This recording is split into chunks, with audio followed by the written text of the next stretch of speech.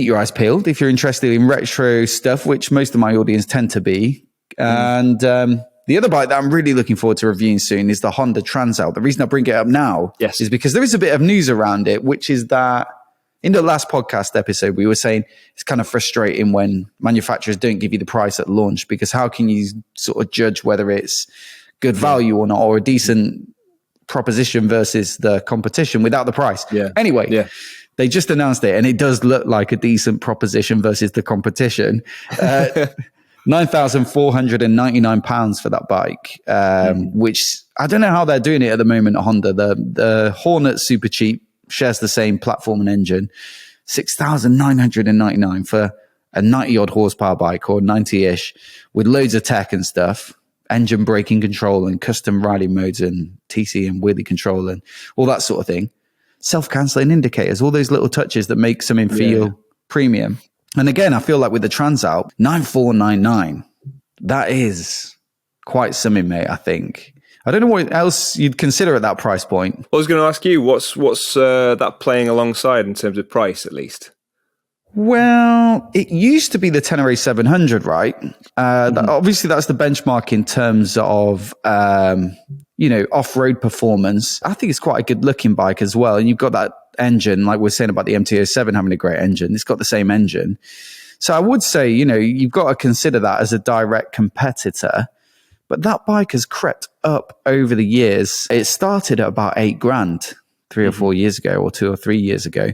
Now it's 10,100. So I don't know. You've got to really want a Tenere, I think, and really like it's going to excel off road. So you've got to be an adventure bike rider who's going to actually off road it to warrant that extra 600 quid. Given you're getting a few less techie features as well. Yeah, agreed. I mean, I guess what it can dine out on is its reputation, right? The Tenere, because that's why it's been able to sort of push the price up. I feel like that's a lot of the reason they've pushed that price up as well. It's just because them getting up to the point where they know anymore and people will start looking elsewhere, shopping elsewhere. That reputation only gets you so far as price goes, because there are other options. Yeah, I mean, if you start boosting it too far, then you end up getting towards like an Africa Twin and bigger bikes. Yeah. So all right, it will handle off road, but of the people that are going to buy it, what percentage of them are actually going to go and do some fancy tricks and things off road and actually jump it or do it, use it, do it justice. So I think that's a nice price. It is. Yeah. It's purely hypothetical for myself as well, but it's nice price, nice looking bike as well. Is it so? It being the sort of the size of engine and capacity, that's like you say, similar to the Hornet. The other bikes that you have to compare it to as well would be the Suzuki, the new V-Strom 800 DE, but again, that's coming in at 10.5 grand.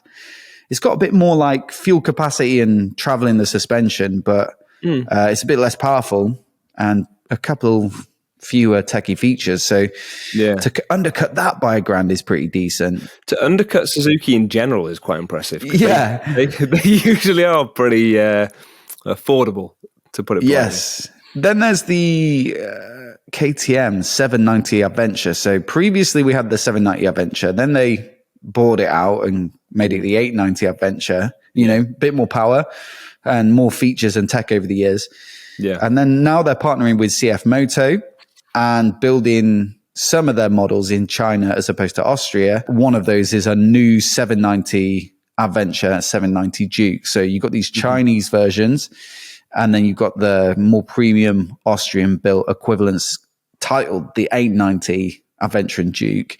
Now that 790 Adventure, it gets the same visual update for 2023. So it looks, similar to the full fat premium version. That's 9,999. So that's a really, that is for me, one of the best, adventure bikes to ride. I don't think I love the looks, but it looks better this year with a bit of extra fairing. But it's just that whether that Chinese build is good enough in the long run. See, that's the question. And if the people buying them are fully aware of that as well, because your general consumer might not know where their bike is made, right? But some people, if you're more into the brand, you might know that it's made there and go, nah, sack that, I'm getting the 890 instead. Yeah, for sure. It's very tempting just to trade up. But then I don't know, it's a difficult one, mate, because I think we'll only find out as to whether they're good or not a few months or a year or two down the line when we see how reliable they are. But no, I think the really difficult one to overlook is the Aprilia Touareg 660. Again, reliability questions, perhaps. I don't know enough about it. I'd have to read into it, but I reviewed it recently and it's a brilliant bike. I'd love to off-road it more. But the thing is with Aprilias, mate, the 660s, they're always discounted massively. So this is meant to RRP at about 10.5 grand or 11 for the fanciest paint job or whatever. It's called, actually, Martian Red is the base color, or acid gold. But the, you can get it in like a red, white and blue. Yes. It's called Indico Taggle Must, that color. I don't know what. It just rolls off the tongue. Yeah, I don't know if it's some kind of racing heritage kind of name. I don't know. I'm not going to slag it off, but it doesn't quite. Anyway, the basic finishes there. I mean, you find those easily. Like Colchester Kawasaki, for example, and just on the website, 8,999 plus on the road fees. But like, still, mate, that is a heck of a deal. So I think that's the one that maybe looks the most tempting to me. But still, without any discounts or anything, and including on the road, I think Honda's price is so probably about equivalent. It does look pretty good. So I'm looking forward to riding that. And they've done it again on price, I think. Yeah. And the thing with Honda as well is, and some people like that, some people are probably bored by it, but they are reliable. It's a safe brand, isn't it? If you're buying it, you're not really going to get that many surprises. Hopefully not. I mean, it's a new engine, isn't it? So there's no previous as to how it's going to perform, but they know a thing or two about making parallel twins. In fact, you'd be surprised, wouldn't you, if they brought an engine out and it was a flop or it had some major flaw. The Africa Twin has been parallel twin powered, the 500s as well for many years. And you'd be surprised if they massively messed it up. But it had me thinking, this 9.5 grand Transalp, would that tempt you from because you're an Africa Twin owner, proud, I would say, proud Africa Very Twin proud, owner. Top box, dad vibes, get your waterproof trousers on. Yeah. All the accoutrements. I say that as a fellow adventure bike. I was going to say, like you're not doing the same. I am. But I think, what do you say? You paid about 7 for yours? Yes. So when I was looking, I think they hover around sort of 7.5. What kind of miles are we talking? That is, between 20 and 30. So broken in, let's say, for an Africa Twin. But barely, they'll go on for ages. No, exactly. So I think you're doing okay. I mean, you can get one. It really depends. The only thing with the Africa Twin that you have to sort of hunt around for is a manual gearbox, if that's what you want, because quite a lot of the ones that I was finding, and probably is still the case, are DCT, and which is fine and it rides well. Obviously, both of us have ridden that and enjoyed it, but I wanted, for various different reasons, the manual. It's not a real bike, is it, mate? Exactly, unless you're changing gears yourself, it just doesn't count. So I did hunt around for the manual, but no, they were sitting around sort of 7.5, 8,000. If you get the 1100, which has a few extra nice features like cruise control and things like that, then you're talking 8 to 9, that sort of figure. So realistically, you could get a very good Africa Twin for £9,500. That's always going to be the question, I think, with a lot of bikes. Do you go for something that's a few years old and secondhand for the same price as something that's brand spanking new? Would you though? Would I go for the used Transalp? Africa Twin or a new Transalp? Me personally, I'd go for the Africa Twin. I just would. Why? I don't even know why. I think just because it's the big boy, because it's the one you turn up at. If you're dad biking it, you want to turn up on the one that's arguably not as good off road. You know what I mean? Like you turn up on the big bike. It's like the GS owners and stuff like that. The big GSs when they're turning up.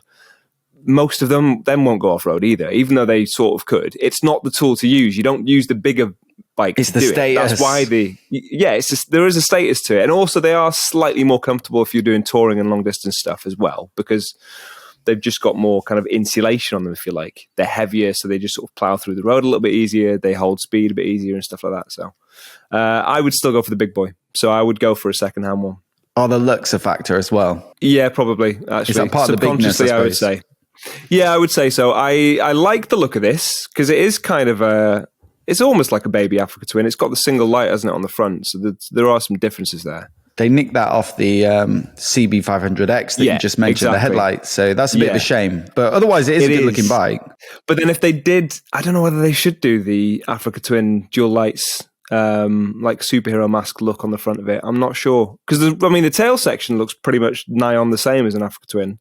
So if you sort of look at it from the middle back, it looks like an Africa Twin. And then, from the front, obviously looks more like the CB500. This is an interesting question, because this... the engine's different in nature, right? Like it revs more and it's obviously smaller capacity, whereas that big Africa Twin, parallel twin, is more torquey and mid-rangey.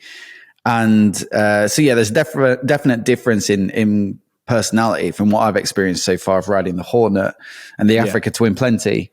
But if you look at the headline peak power figures, I think there's not that much in it, is there? It's like 91 Probably or something, or 90 for the Transalp, and then it's 105, is it? The Africa Twin? Mine isn't. Is it even that much? No, mine isn't. I think the 1100 might be. I think the 1100's over 100, but mine's 90 something, I think. Exactly. So this is what I'm saying. There's not a huge difference between it. No. And so if you then gave it the looks of the Africa Twin with the actually nice to look at dual headlights. Yeah. Would it be too close, and have they therefore made the styling a little bit? Yeah, it's 100 horses for the 1100 now. Yeah. So they've had to differentiate them a little bit, I think. It's a good point. To say. No, that probably is fair to say. Yeah, because otherwise do you devalue your flagship? It's got to be a bit of a step there. And if it's not in the peak power, then it's got to be the headlights. Yeah, all right, fair enough then. But yeah, so for that reason and that reason alone, for as is so often the case for vanity, yes, I'll go for the Africa Twin.